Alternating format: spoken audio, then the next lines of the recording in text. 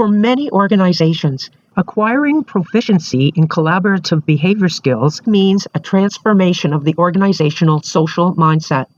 It means transforming the work environment to one that is energizing to work in, one that promotes physical, emotional, and social well-being. Social focus within an organization is an absolute must in today's global, knowledge-based economy. In fact, in many organizations, it means a completely new mindset, unlike anything of the past. At the heart of a socially focused organization is the ability to form positive, energized relationships. Relationships that are built to survive today's chaos, ambiguity, and complexity. Relationships built with the skill of positive presence. The research coming from the neurosciences indicates that you are in a constant state of energy flow, positive and negative, and that only positive human energy has the ability to attract, mesh, and combine with other positive human energy.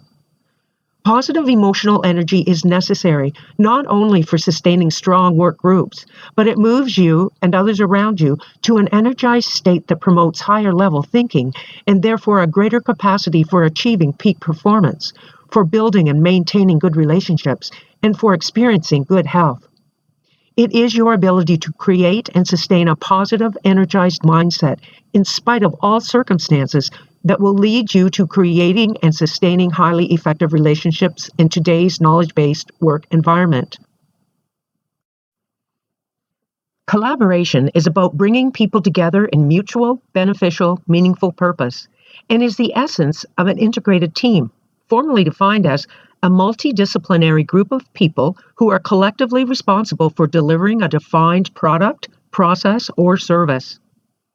Anthony Robbins said, "Some of the biggest challenges in relationships come from the fact that most people enter a relationship in order to get something. They're trying to find someone who's going to make them feel good. In reality, the only way a relationship will last is if you see your relationship as a place that you go to give and not a place that you go to take." If you are a formal leader, creating and sustaining an integrated team requires you to provide guidance and needed resources and then stay out of the way. Micromanagement can have no place in an integrated team, and behavior competency is a must.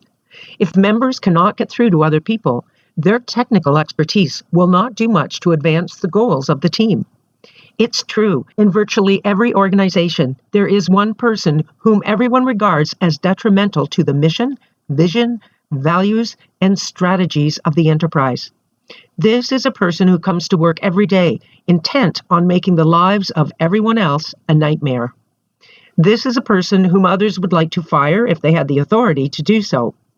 No organization needs a team member like this, but this person is often adept at going unnoticed at the very least, or more often than not, being a shining star to those with power and authority. If an employee is toxic in behavior, the organization will have a toxic behavior as well. None of this benefits the effort to create and sustain highly effective relationships and peak performing organizational teams. Relationships build teamwork, as said by Patrick Lencioni in his book, The 5 Dysfunctions of a Team.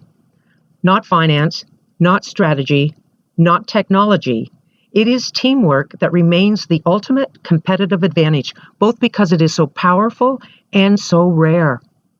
It's not just any teamwork. The teamwork that is so powerful and so rare is collaborative teamwork. At the very core of collaborative teamwork is the relationships that are built by the team members themselves. Relationships are an integral ingredient for collaboration. And when we fail to create highly effective relationships, it is impossible to create collaborations. Collaborative teamwork can be very elusive without an in-depth understanding of what they are now calling the soft sciences. At the highest level, collaboration requires these 3 elements or traits. First, effective communication. Second, a cooperative attitude. And third, integrated teams. All 3 traits are based on the principles of human factor psychology, which is the study of human behavior and thinking patterns and their influence on creating a better workplace, product, system, and so on. The task of forming and sustaining collaboration is informed by human factors psychology as much as it affects product design and manufacturing, for example. In other words, human factors psychology explains how people work, why people must work together, and how people relate to each other and their environment. And now, move on to content item 25 of the credentialing program.